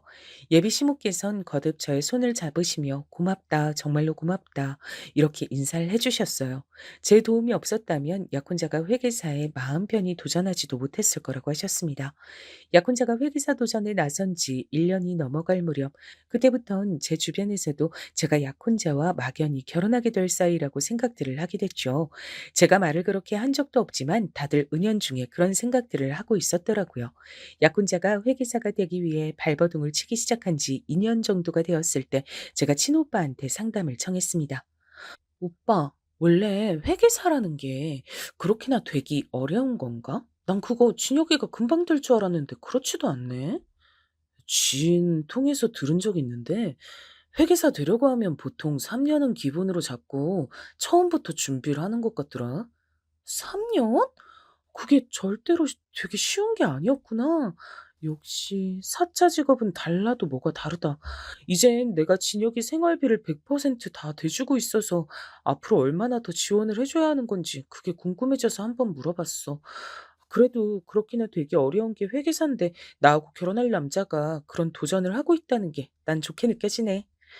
나는 솔직히 그놈이 믿을 만한 놈인진 잘 모르겠어서 딱히 해줄 말은 없는데 집안에 회계사 들어왔다고 하면 어른들은 좋아하실 거다. 아우, 열심히 남은 기간도 뒷바라지나 하면서 보내야겠다. 제 막연했던 예상보다 되게 어려운 것이 회계사였어요. 공부와 크게 연이 없는 저로선 새삼 약혼자가 신기하게 느껴졌고 필요하다는 게 있으면 아끼지 않고 지원을 해줬습니다. 그리고 약혼자가 회계사의 길을 위해 노력한 지 3년째가 됐을 무렵부턴 아예 제 자취방에서 같이 살았죠. 제가 밥하고 빨래하고 청소하고 그런 것까지 혼자 다 해줬습니다. 저도 바빠 죽겠는데 그런 와중에 도시락도 직접 싸서 약혼자가 다니던 학원으로 들려보냈었네요. 저도 날이 갈수록 바쁘게 살고 있었죠. 약혼자에겐 옷가게 일이 바빠진 거라고 둘러댔었지만 제 일을 여러 가지로 하느라 정신이 없었던 것이었어요. 회계사 공부하느라 정신없는 약혼자에게 굳이 제 얘긴 하지 않았지만요. 그렇듯 바쁘게 일을 하면서 약혼자를 챙기고 돈을 100% 제가 지원해주는 일상이 저도 전혀 피곤하지 않았던 건 아니었습니다. 하지만 어차피 결혼할 사이였고 약혼자가 회계사가 되는데 성공하리라고 믿었기 때문에 감수할 만한 생활이었던 것뿐이에요. 약혼자는 종종 이런 생색을 내는 것도 잊지 않았었죠. 성현아, 세상엔 양심이 없는 놈들이 참 많잖아. 만약에 내가 그런 놈들 같았으면 진작에 너하고 결혼했을 거야. 너한테 결혼하자고 졸랐겠지. 하지만 난 무척이나 양심이 있는 놈이거든. 그래서 내가 이루고 싶은 꿈을 이루고 나면 정식으로 멋지게 그때 너한테 청혼할 거야. 뭐든 되고 나서 결혼하는 게 맞는 거지. 아직 꿈도 안 이뤘으면서 결혼부터 하자고 하는 놈들 정말 양심도 없어. 그런 놈들은 죄다 일찍 탈모와서 대머리나 될걸? 그거 이제 회계사 될 날이 얼마 남지 않았으니까 나보고 기대하란 소리 맞지? 알았어. 마음껏 기대할 테니까 열심히 해. 솔직히 4년 가까이 회계사의 꿈을 향해 달려나가기만 하는 약혼자를 보며 그럼 우리 결혼은 언제 하나 이런 생각을 제가 안 해본 건 아니었어요. 차라리 결혼을 먼저 하는 게 낫지 않을까 싶은 마음도 살짝 있었고요. 일찍 해치워버리고 싶은 심리였다고나 할까요? 하지만 저의 그런 마음을 알기라도 한 것인지 약혼자가 결혼을 먼저 해선 안 되는 이유를 저렇게 말해주면서 그때마다 생색을 냈던 거예요. 본인은 무척 양심이 있고 매너가 좋은 남자란 것이었죠. 약혼자가 회계사가 되기만 하면 어쨌든 다 해결될 일이었습니다. 제가 약혼자의 뒷바라지를 하면서 지내는 동안 제 가장 친한 친구 2명은 결혼을 해버렸고요. 제 사촌들도 결혼을 꽤 했어요. 저는 아직 정식으로 결혼은 하지 않았지만 어차피 결혼할 사이로서 예비 시댁의 이모저모에 참견까지 했었습니다. 제사까지 제가 참석해서 준비를 다 했었네요. 예비 시댁의 어른들께서도 제가 찾아가서 제 주머니를 털어서 용돈도 드렸고요. 그러면서 지냈습니다. 어차피 결혼할 사이라고 생각해서 당연히 굴었던 거예요. 예비 시모도 당연히 절 며느리 취급을 해주고 계셨고요. 약혼자가 회계사만 되면 더할 나위가 없겠다고 생각하던 어느 날이었습니다. 제가 그렇게나 오래 하게 될 줄 처음엔 상상도 못했던 뒷바라지 생활이 5년을 넘어갈 때 약혼자가 마침내 합격으로 해냈습니다. 대한민국의 공인 회계사가 된 거예요. 드디어 해냈구나. 축하해.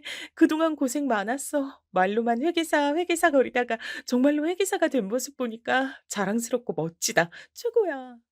성윤아, 이게 다 네 덕분이란 생각이 든다. 내가 지난 5년 동안 땡전 한 푼 안 벌면서 전혀 어려움 없이 생활하면서 회계사 공부에 매진할 수 있었던 거 전부 성현이 너의 노력이고 헌신이었단 거 내가 다 알고 있어. 정말 고마워. 역시 너란 여자를 선택한 나의 눈은 틀리지 않은 거였어. 제 앞에서 기쁨의 눈물을 글썽거리는 약혼자의 모습이 처음 만났을 때보다 어느새 나이가 들어 있었단 게 보였고 그에 발맞춰서 저도 나이가 들어 있었단 게 실감이 들어서 정말 기분이 묘했던 것 같아요. 함께 5년이 넘는 시간을 보내며 그만큼 성숙해졌고 나이가 들었더군요. 어느새 저에게도 약혼자는 없어서는 안 될 존재가 된 지 오래였고 이제 당연하게 결혼할 순서만이 남아 있었습니다. 제 약혼자가 회계사가 되었다는 소식을 접한 친정 부모님은 무척 행복해 하셨어요. 근데 친오빠는 신중한 반응을 보였습니다. 집안에 다른 어른들께는 결혼식 날짜 잡히고 나서 말씀드리는 게 좋겠다. 왜? 드디어 회계사가 됐는데. 오빠, 사짜 직업이잖아. 전문직, 회계사. 얼른 동네방네 자랑하는 게 낫지 않겠어? 내 주변에 기혼 친구들이 가득하잖아. 그래서 알기 때문에 하는 소리야. 식장 들어가기 전까진 정말 모르는 법이더라. 조심하고 신중해서 나쁠 건 없어. 전 친오빠가 제 약혼자를 질투해서 괜히 저러는 거라고 생각했었어요. 하지만 대충 장단을 맞춰줘야 할 것 같아 알았다, 크게 말 안 하고 다니겠다 했던 겁니다. 집안의 다른 어른들께도 구태여 일찍 알리지 않았었죠. 이게 설마 신의 한 수로 돌아올 줄은 꿈에도 모르고 그랬었지만요. 당당하게 회계사가 된 약혼자는 얼마 후 제 자취방에서 나가겠다고 했어요. 결혼하기 전에 예비 시모에게 효도하면서 모자가 오붓하게 둘이 지내보고 싶다 그랬습니다. 전 당연히 흔쾌한 마음으로 그러라 그랬죠. 근데 난 언제 초대해 줄 거야? 나도 거기 가서 밥 한 끼 같이 먹고 싶은데. 도통 나한텐 오란 소리를 안 하네. 어머님도 아무 말씀 없으시고. 성현아, 그건 내가 좀 정신이 없어서 그래.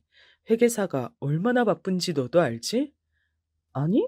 모르는데? 내가 그걸 어떻게 알아? 아휴, 이런 데서 수준 차이가 확 나네. 별 수 없나 보다. 암튼 난 바쁘고 요새 우리 엄마도 친구분들하고 모임이 많으셔서 너한테 연락할 새가 없다.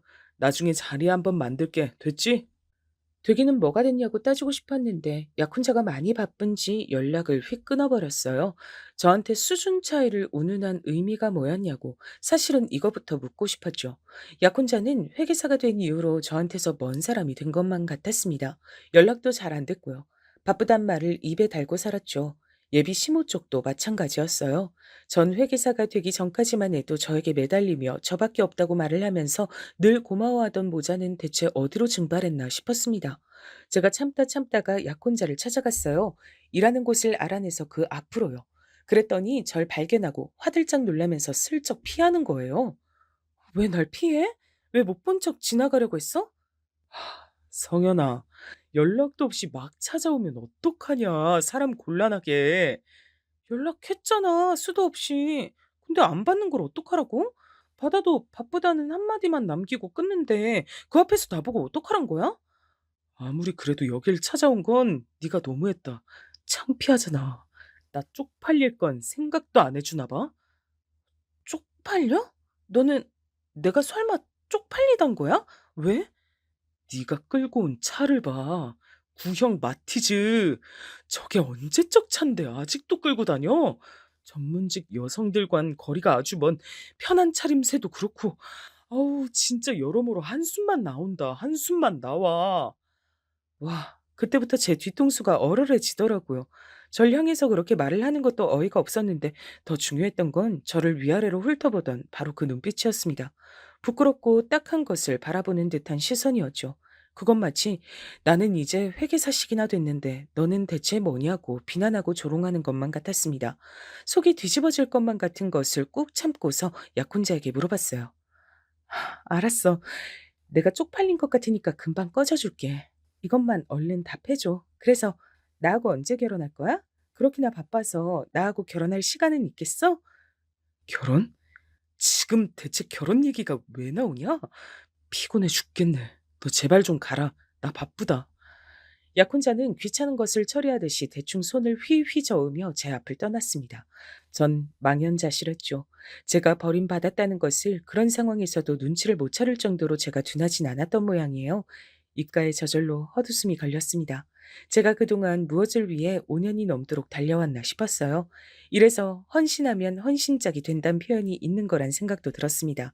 그러던 와중에 옷가게로 찾아온 여자 손님이 있었는데 자기를 기억하냐고 묻더군요. 누군지 가물가물했는데 자기 남자는 제가 뺏었다면서 오해라고 쳐들어왔던 여자였습니다. 진혁이 오빠 회계사 됐다면서요? 그 인간이 하도 자랑을 하고 다녀서 저까지 알게 됐어요. 아, 네, 그랬군요. 그래서요? 제가 회계사랑 결혼하게 됐으니까 그거 배 아파서 오신 거예요? 아니에요. 절대 그런 마음은 아니었어요. 사실 전부터 신경 쓰였는데 알려드려야 될 것 같아서요. 진혁 오빠 거의 습관처럼 바람 피우는 아주 못된 놈이에요. 네? 습관처럼 바람을요? 그게 무슨 소리예요? 역시 모르셨구나. 저도 예전 그때는 몰랐거든요. 나중에 다른 언니들이 얘기해줘서 알게 된 건데요. 진혁이 오빠 절대 한 여자만 만나는 스타일이 아니래요. 그리고 결혼은 돈 많은 부잣집 여자랑 하는 게 일승일대 꿈이란 얘기가 공공연하게 술자리에서 옛날부터 떠들고 다녔대요. 그래서 회계사 뒷바라지 해준 여자친구하고는 절대 결혼 생각 없다고 얼마 전엔 그런 소리도 짓거렸다고 하더라고요. 저도 모르게 주먹이 쥐어졌습니다. 전 그 여자에게 따로 맛있는 커피 한 잔을 사주면서 이야기를 더 들어봤어요. 그랬더니 약혼자의 바람기를 증명해줄 증인이 아주 차고 넘치겠더라고요. 회계사 준비를 하는 기간에도 3번 정도는 여자를 따로 만났던 듯 싶었습니다. 뭐 이런 놈이 다 있나 싶었네요. 이런 놈을 믿었던 제가 이쯤 되면 멍청한 건가 싶을 지경이었죠. 이미 그 놈은 회계사가 돼버렸으니 제가 할 수 있는 최고의 복수는 더 이상 그딴 놈에게 제 마음을 쏟지 않는 것이었습니다. 얼른 제 인생을 열심히 챙기는 게 최고일 것 같았죠. 마무리는 잘 지어야 될 것 같아서 약혼자 그 놈이 똥폼을 잡으며 저에게 만나자고 청했을 때 지체 없이 나가봤습니다. 보나마나 이별 통보일까 싶었는데 역시나 맞더라고요. 근데 이유가 너무 못났어요. 성현아, 너한텐 정말로 미안하게 됐다. 하지만 사람 마음이란 게 그렇잖아. 진짜 사랑이 아니면 결혼할 수가 없는 거잖아. 내 마음이 이젠 네가 아니라고 외치는데 내가 뭘 어쩌겠어. 그 외침 무시하고 그냥 나랑 결혼하면 되잖아. 왜? 그건 못하겠어? 내가 원체 청력이 좋아. 그래서 내 마음의 외침이 무시가 안 되네. 미안하다. 네, 사촌 언니가 예전에 해준 말이 생각난다. 잘생긴 놈들은 만나보면 얼굴값에서 짜증나는데 그래도 못생긴 놈들보단 낫대. 왜냐면 못생긴 놈들은 꼴값을 떨거든. 그게 딱 네 얘기야. 꼴값 떨고 있네, 이 비겁한 놈아. 나한테 지원받은 거나 토해내고 그런 말을 해. 사랑으로 지원해준 걸 왜 이제 와서 값을 따져? 너 정말 너무한다. 그리고 이건 내 뜻만이 아니야. 우리 엄마가 너랑 헤어지래. 너랑은 이제 급이 안 맞는데. 그럼 내가 어머님을 설득할까? 그럼 되겠어? 아니, 안 돼. 사실은 나 결혼하기로 했다. 너 말고 다른 여자랑. 우리 엄마가 주소 내준 집안 괜찮은 여자하고 결혼하기로 이미 결정을 다 했어. 네 마음이 찢어질까 봐 미리 말을 못했네. 미안하다. 나 좀 놔줘라. 사랑은 시작보다 끝이 중요한 거야. 그러니까 날 보내줘. 비련의 남자 주인공인 것처럼 눈물을 짓는 게 자기가 잘생긴 줄 착각하는 것 같아서 소름이 끼쳤어요. 그래서 전 고개를 절레절레 흔들며 제 지갑을 꺼내 들었습니다. 사촌 언니가 사줬던 빨간 지갑은 명품이라 그런지 세월이 흘렀어도 멋스럽기만 했고 저에게 많은 돈을 안겨줬죠. 그 안에서 저는 명함 하나를 꺼내 약혼자에게 던졌어요.